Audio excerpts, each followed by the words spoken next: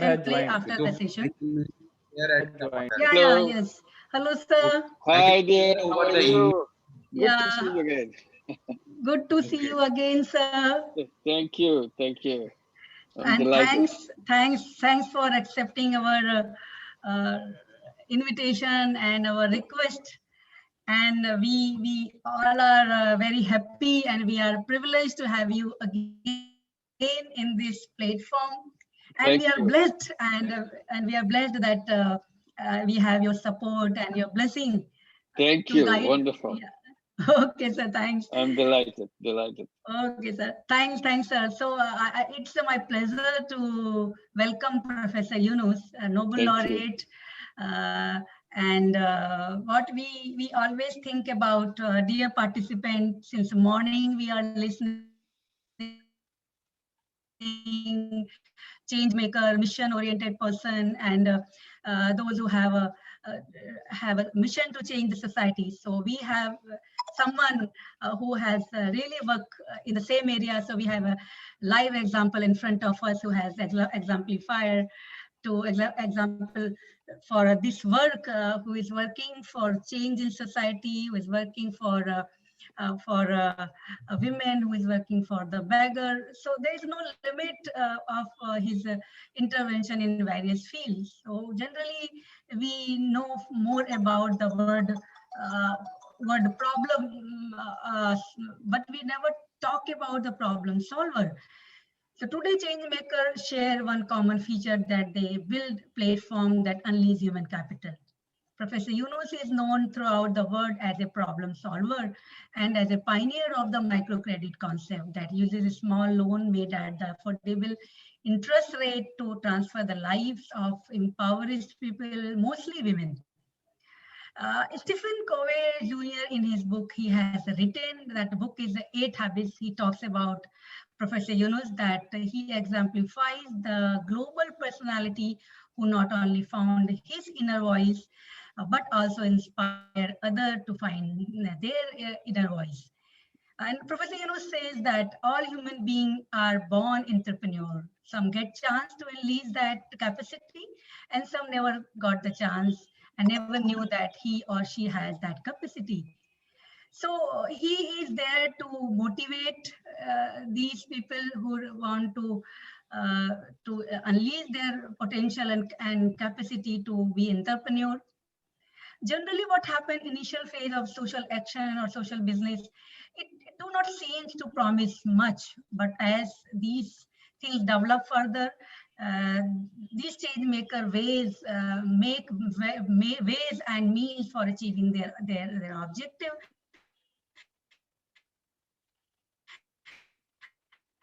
And potential promise of their Professor Yunus did the gradual change in the society, gradual change in the Bangladesh and the condition of women by just giving $27. He co-founded social business, and currently he is serving as a chairperson of the board. He is the founder of Grameen Bank and the father of microcredit, an economic movement that helped lift millions of families around the world out of poverty. Today, Grameen Bank has over 8.4 million members, and this is around 97% of these investors or the members are female. And he has lent around US $12.5 billion since its inception.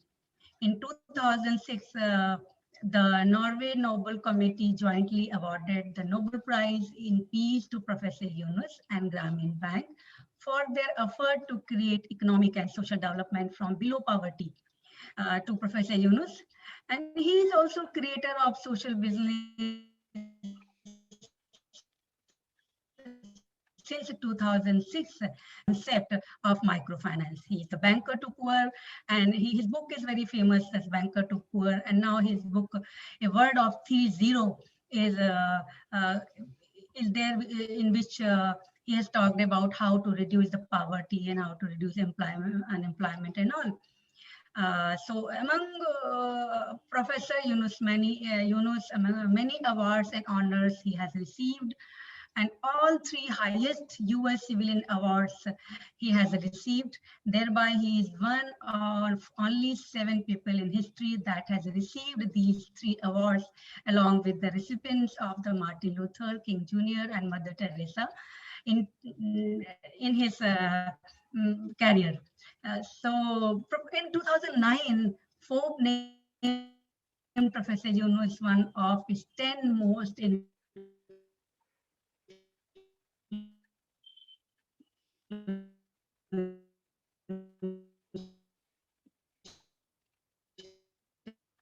business gurus. So I welcome Professor Yunus creating some knowledge. The faculty member who has joined this faculty development program, which is funded by AICTE Atal, and we are hosting, VESIM is hosting with the Research for Resurgence and the International Humanistic Association. I welcome again Professor Yunus to take the stage and share your experience and your message.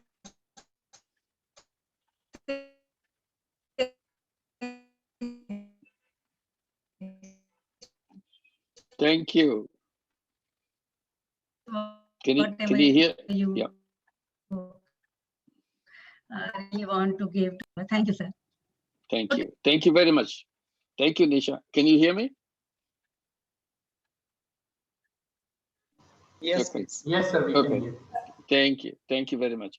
Oh, I just wanted to say hello and greet you, all of you. Yes, we can hear you. Yeah. Okay. Thank you. I'm delighted to meet you.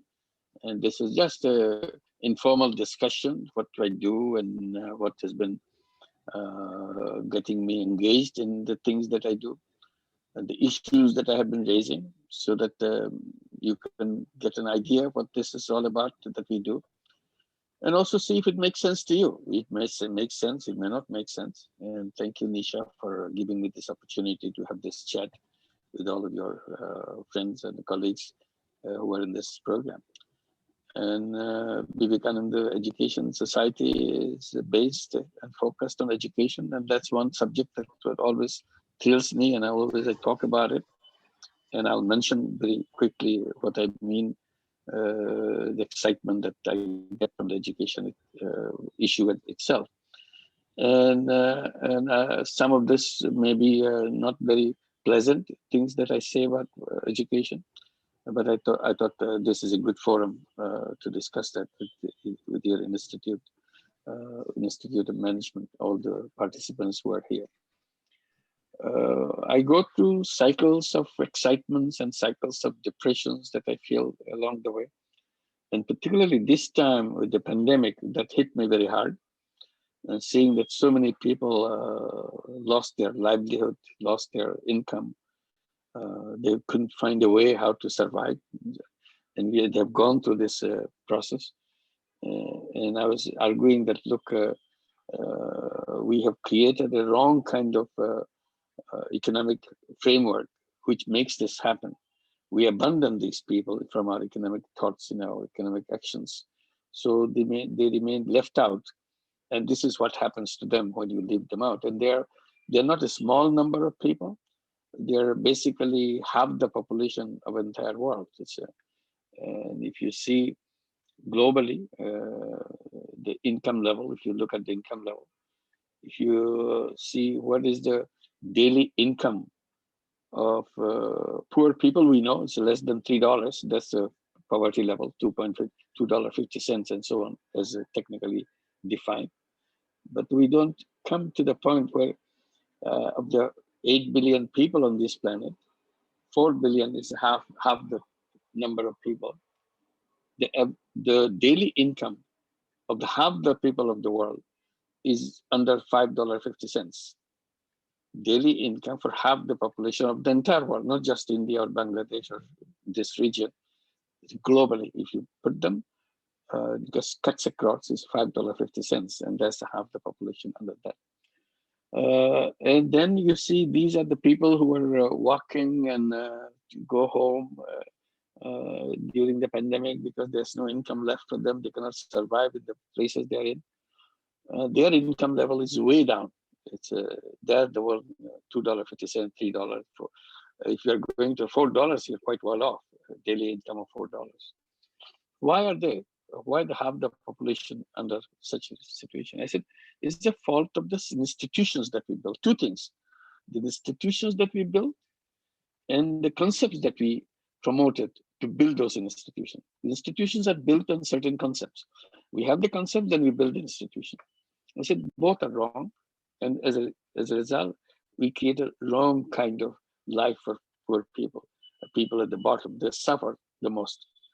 And I'm giving this a little bit elaborately because when I talk, blame the framework, blaming the whole ideas behind economic theories and institutions that it built. I said this, when I say about the economic theory and institutions, it all begins with the, education. The education is what we are trained. We train our young people how to think, how to work, how to design things, how to imagine things, and so, things like that. So we gave them the wrong thing, wrong education, we create the wrong world. So before we give them the education, I think the first thing to do is to figure out what is the right world. I'm talking about the wrong world. Then there must be a right world. What is the right world? And in order to create that right world, what are the things we must do so that we can start with that conceptual framework of creating a right world and creating the institutions to make that happen. So everything begins at the educational institution. Educational institutions are the institutions where you kind of bring the global knowledge, quote unquote, global knowledge, to give it to the young generation who are just coming out to get connected with the accumulated knowledge of the world.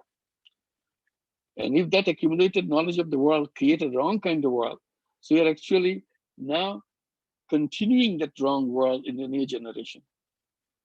So one particular aspect of education institution is to not only hand over the old knowledge, also challenge the old knowledge. That is the fundamental work of education institutions, to challenge the existing knowledge so that it can be changed, so that we can overcome things. So that part is not, doesn't take much role in our education system, challenging the thing. We are always following what our teacher says. We encourage them, our students, to follow what we say and make them believe that what we say. And as a result, their minds are completely made into the way we think and we do. So this is the first issue that I wanted to raise with you. And in the pandemic, this problem that I was talking about, our financial institutions are designed the wrong way. And this is what I've been doing all my life that I have done. I'm saying that we left out this bottom 50% of the people from the financial system. Financial system was always catering to the needs of the people who already have lots of money. The more money you have, more attention you get from the financial institution, more services you get from the financial institutions. If you are at the bottom level, you belong to the bottom half of the population, they don't have any attention for you because they're too busy with paying attention to the bigger one. As a result, as you go down the line, people who are at the very bottom level has absolutely nothing for them. So half the population are basically deprived from financial services from any institutions. So what do they do? How do they survive? They survive their tenacity to survive, little skill they have in trying to put those skill into work and do daily jobs, those kind of things. I said economists did the wrong thing by calling all these people in a lumped way, calling them informal sector. An informal sector is something that you can ignore because there's nothing you can do about them because they don't belong to any formal institutions or anything. So because you kind of ignore them, they remain abandoned by the entire system. Because the system says you have to get into the formal sector, you have to get a formal job, then we can take care of you, see if your rights are protected, whether you can have a decent income, we give you a minimum income, provided you're in the formal sector. Nobody talks about minimum income for someone who is outside the formal sector. That's not something that economists will ever talk about. So I said, why is that? I said, the first thing the economists did the wrong thing by calling this entire sector, which is half the population, as I said, as informal sector. I said you should be calling it entrepreneurial sector, micro-entrepreneurial sector. The moment you describe them as a micro-entrepreneurial sector, then it becomes something alive, something thriving, something active, because they're trying to do something. They have some energy to devote into their work. And that's what we should be. Informal sector doesn't create any excitement because there is informal sector equals abundant sector. That's something else. The moment we call them micro-entrepreneurial sector, then the question comes, where do they find their finance to start their entrepreneurial activity? Because finance is the fuel of the entrepreneurship. If you cannot provide the fuel, entrepreneurship doesn't work. It doesn't spark. It doesn't have a spark if you don't have the fuel which goes into the entrepreneurial activities. So if they're already, we are calling it micro-entrepreneurial sector, they must have some financing. Either it's a self-finance, I sell something, I do something, I borrow some friends, and I finance itself.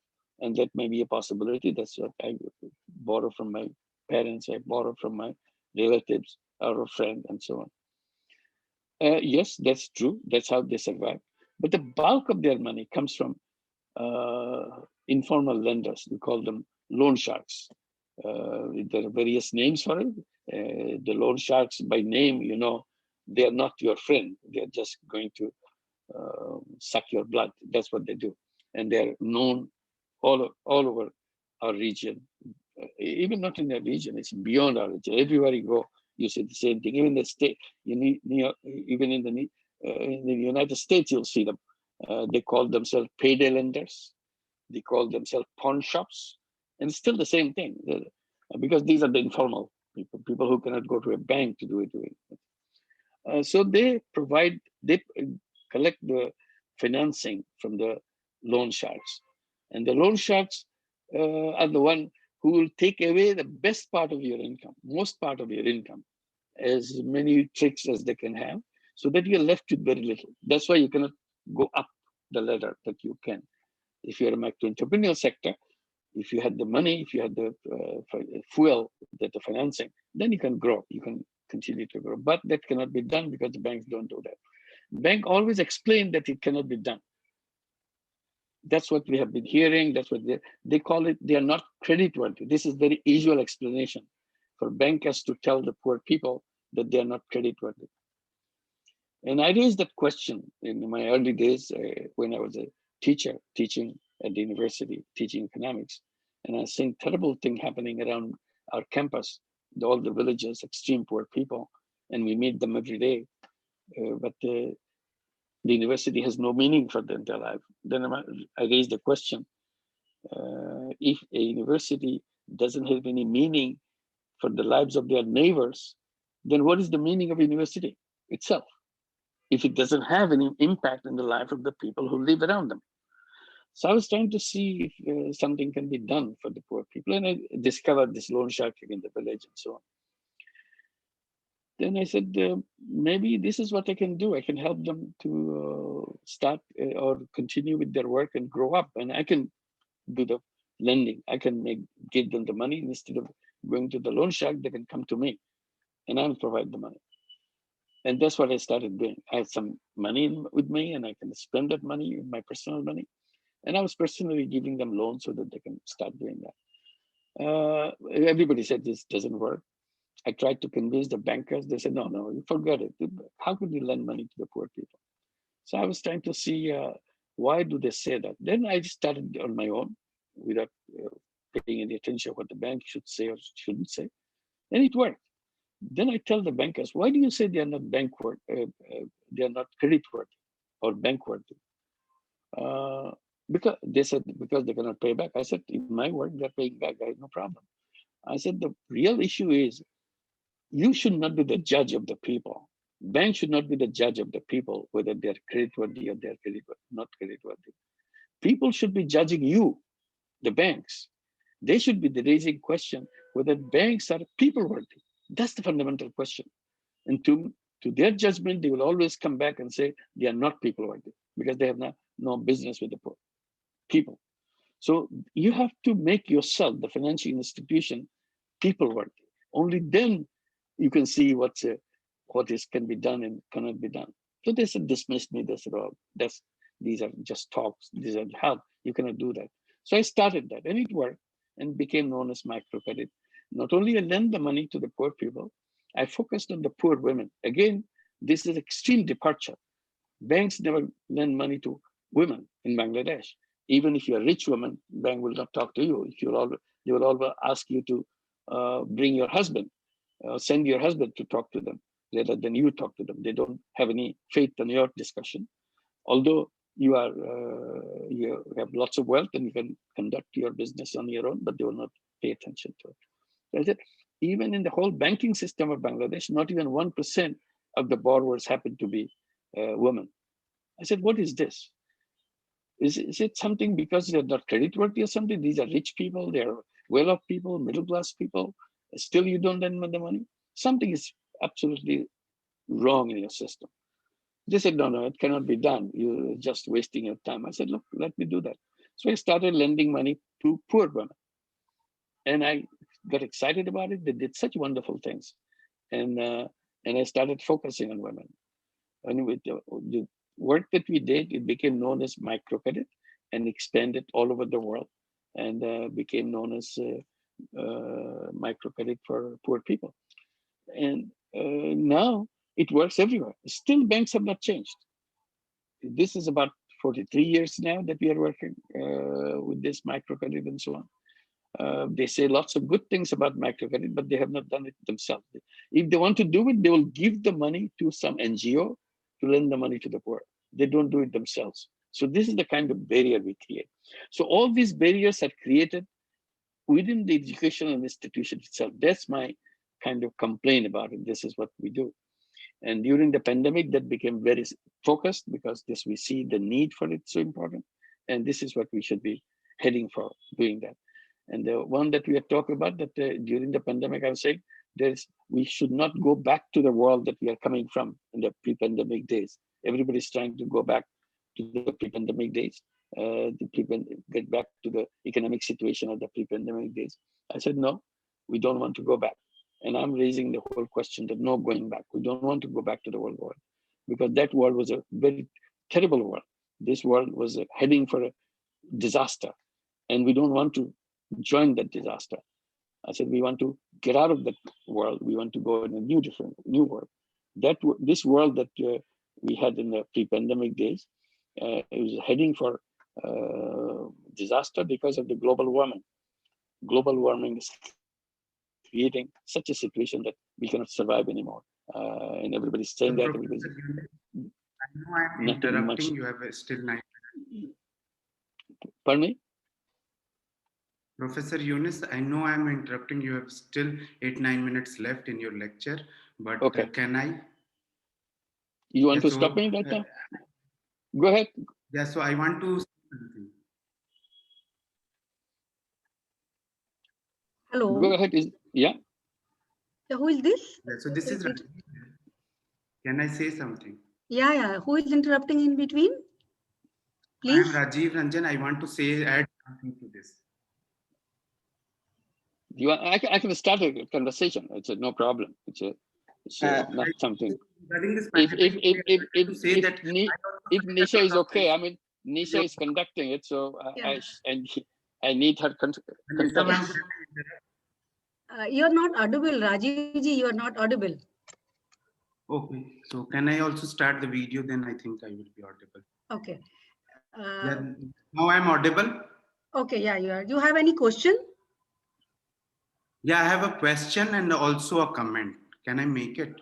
May I request that can you write your question in the chat box and then maybe comment when the time is there? You would like to complete the session. Yeah. Okay, I'll complete quickly so that we can go into the conversation part. Yes, I was talking to I don't want to go back because this world is a terrible world. It's destroying this whole world through global warming. And I said, it's like we are in a house which is burning and we are having a big party inside the house. And that's what the GDP growth and prosperity and all these things we talk about inside that burning house. I said that house is going to turn into ash very soon. It's no more time left. So we have to get out of that situation very quickly, move in a different direction. And then this world is also a world of extreme wealth concentration. This is what I tried to draw attention. I said all the wealth of the world is concentrated in a few hands. 1% of the population of the world owns 99% of the wealth of the entire world. 1% owning 99% of the world. So 99% of the people owning only 1% of the wealth. I said, this is a disaster by itself. It will explode. That situation cannot continue. I said, if you want to imagine a situation where all the wealth is concentrated in the North Pole, because that's where the highest level of income we can reach. We have reached now that the wealth concentration in the few hands, and the 99% of the wealth is in the North Pole. And 99% of the people are in the South Pole. So the people in the South Pole, because they are the one who is $5.50 minimum daily income, or $10 daily income, and all those people are in the South Pole. The people are concentrated in the South Pole, but the wealth is concentrated in the North Pole. So there is no connect. There's a disconnect between the wealth and the people. So I said that society is going to destroy itself because it cannot just function after a while. So this is extreme wealth concentration that we have to address, that we cannot go on the way we did. So we don't want to go back to the world which is destroying itself. The third one is artificial intelligence. I said artificial intelligence is coming in a big way, which will be replacing human being in a massive way. And ultimately, in a few decades, all the human beings will be replaced by artificial intelligence because they're cheaper, they're better, they're more efficient, and there's no room for any human being. So ultimately, human beings, because of technology, artificial intelligence, human beings will become a garbage on this planet. They have no use for anything. So I said, that's a dangerous world that we are heading for. And instead of going back, we should have that. That's a world made of, this is a civilization that we have created, which is a self-centric civilization.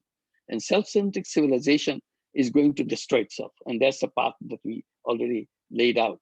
And we have to extract ourselves. That's where education comes in. How to get out of that self-destructive world and create a new world.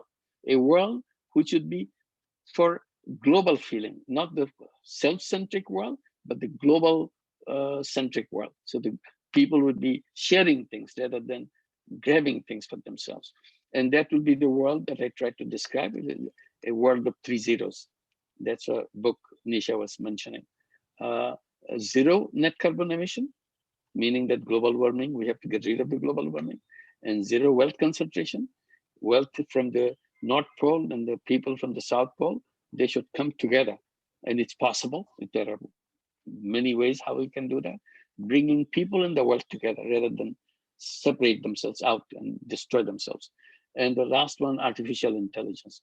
How to remove artificial intelligence and make sure it is used for the blessing part of artificial intelligence. Artificial intelligence is also a blessing for human being, but it can be also a curse.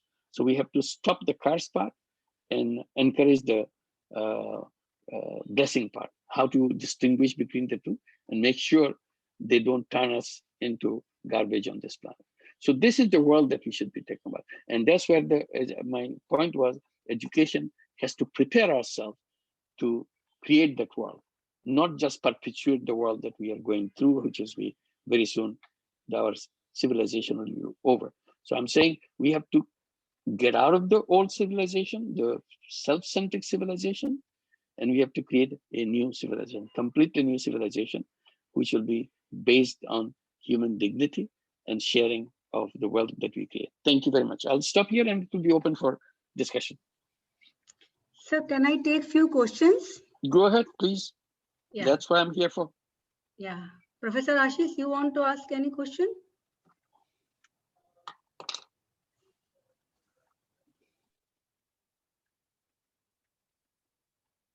You're I think muted. You have to unmute yourself. You are in mute. You Yeah. are in mute. Yeah. So thanks very Thank much, Professor Thank you. Yunus, for inspiring us like millions and millions of people you inspire across, all over the globe. We are the group of, mostly we are the group of the teachers, management educators, basically. Yeah, okay. So what you have said is reflecting on our situation, because at one hand, the world needs people who have more care and concern for the a section of society which is somehow not has come to up to the par. But the management education, the management institution, the salience of the reputation come from the pay package. The bigger the pay package students get from bigger organization, that contributes a major part of the salience in the overall management reputation, reputation of a management institution. So you have been not only a banker, but of course a social transformer, and also Grameen, under the aegis of Grameen, a lot of experiments are happening in the form of different kind of organization, institutions, education institutions as well. So how do you think the management education need to be transformed? And it has to be, if the objective has to be very different, obviously the mean also has to be very different. Can you elaborate that? Yeah, first of all, basic question always comes back. Managing what? Management is, what is it we are trying to manage? One can manage the old world, how to keep it running smoothly, the old way, rushing to the death, rushing to the ultimate, and very few moments left for us. And we manage it as best as we can. Last few days, that's the management. Or manage the transition. So before we get finished, let's manage a transition so that we don't go to the doomsday and we come to the day when we can build a new one. So alternative one. So that's the management too. How to manage a new world. Management of the transition, managing of the new world. And also our life, individual's life. You talk about getting a job, get a good salary. That's a management skill that you have. This is a fundamental.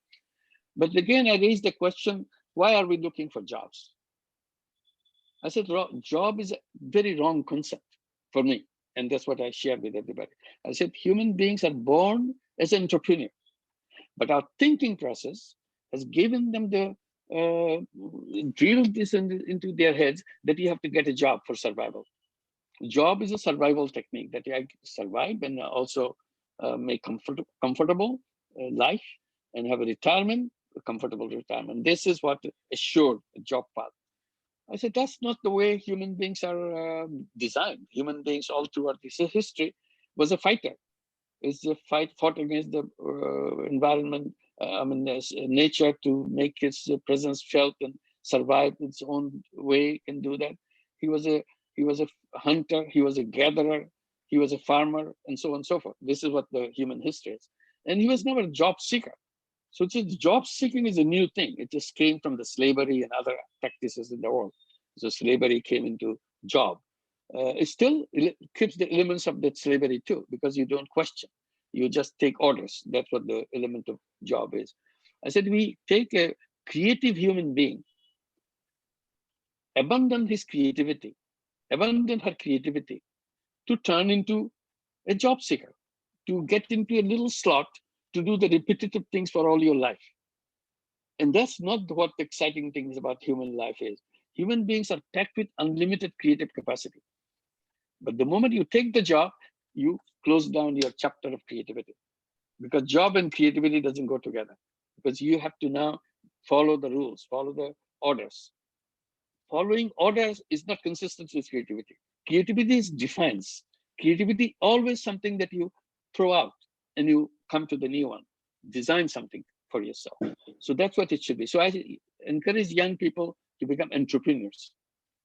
Not that management doesn't extend to entrepreneurship, but that's not what we teach. We teach how to become a good officials in the management, in the companies and the businesses and whatever, or the governments and whatever others. So if you say that basically you're an entrepreneur, all students should be told that you are entrepreneurs, and you have a choice whether you will become an entrepreneur If you're an entrepreneur, this is the path. We'll tell you how to manage that path. And you have a choice also becoming a job seeker. If you want to be a job seeker, this is another path that we tell you. So you make a choice, which one you want to take and do that. Today, we don't ask that question. We assume that everybody comes to my college, comes to my institute, they're looking for a job. Our job is to prepare them. They want to become the job-ready people, not entrepreneurship-ready people. That's the distinction I'm talking about. Thank you. Thanks very much, Professor Yunus. Thank you. So there is Nisha, a question. you're muted too, Nisha. Okay, yeah. Sir, yeah. Ms. Dipali is asking one question, which I feel like I should ask you. I want to know how the social trust of grassroots community can revive, since the financial institution of government are not very helpful. So social trust, she's talking about social trust of grassroots community. Yeah. Well, as we have done it in practice. So people see, one of the basic thing about Grameen Bank or microcredit that we created is that we abandoned the whole banking idea of collateral. It's a collateral-free lending. The moment you talk about collateral-free banking, every banker will tell you you're crazy. You cannot trust a person with $1, 100 rupee or something like that. You can't. So you have to come up with a piece of paper with the lawyers and their signatories to sign this document that in case he couldn't pay this 100 rupee back, this is what we're going to do. So there'll be a threat, there'll be concrete things against that 100 rupee so that I can recover my 100 rupee. And that's the entire banking system globally is based on that thing. It's a collateral-based banker. What we did, we just plainly abandoned the whole idea of collateral. In the entire thing, we don't have any collateral. So what if you don't have collateral, what is it that is working? Basically, it's trust. I give you in trust and you pay me back and you build up a relationship with trust. It's a mutual trust. And that's why it happened. For the small money, they said, well, it's possible. For big money, they can't do that. They have to give lakhs of rupees and they can't do that. I said, well, Grameen Bank lends over $3 billion every year and no collateral for anything. So what is the difference? You're looking at one loan, which is 10,000 rupees or 10,000 taka, whatever, or even 5,000, even 10,000, 3,000. You're looking at that. But in total, we give every year more than $3 billion worth of money. No papers, no lawyers, based on trust. So we restored the whole idea of trust. And I kind of confront the bankers. I say, look, the very word credit, the word credit means trust. I said, you took this word trust and build the whole organization, build the whole concept on total distrust. The moment you walk into a bank, they distrust you. Their lawyers are waiting to guard the bank. I said, that's not what the credit institution should be. Credit is about trust, not about guarded by walls of lawyers and so on and so forth. So this is what we convened. And now this, well, it may work in Bangladesh, it's a funny country. It works all kinds of crazy things. They do all kinds of crazy things. It will never work anywhere. Now it works all over the world, including in the United States, where nothing happens without the legal framework of this or legal. And we did those, we don't need legal things for lending money. We just give it as easily as we do it in Bangladesh. We have given the first 11 years, it took us first 11 years to give give $1 billion in loan in the United States through our microcredit organization called Grameen America. Now after 11 years, we come to a stage where we were giving every year more than $1 billion a year. So it took us 11 years to build up a first billion. Now we are at a stage where we give $1 billion a year. So, and no collateral whatsoever. And to the poorest people in the United States. The startup loan would be something like $500, $700, $800, $1,000. And for them, $1,000 is like 1,000 rupees. That's the kind of thing that we lend. And that's the money they're desperate to get to. And we do that. And that's what piles up to billions of dollars. Again, based on trust. So there's plenty of room. It's a whole idea. The whole conceptualization is based on a wrong idea. Abandoning the basic thing and going to artificial. Thank you. Last question, I hope. My question, please. Yes, go ahead. Wait. Sorry. Sir,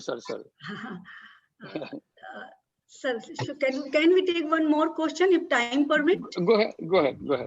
Let's make it 2 then we'll finish. Yeah. So Rajiv ji, you can take your question, but very short. Yeah.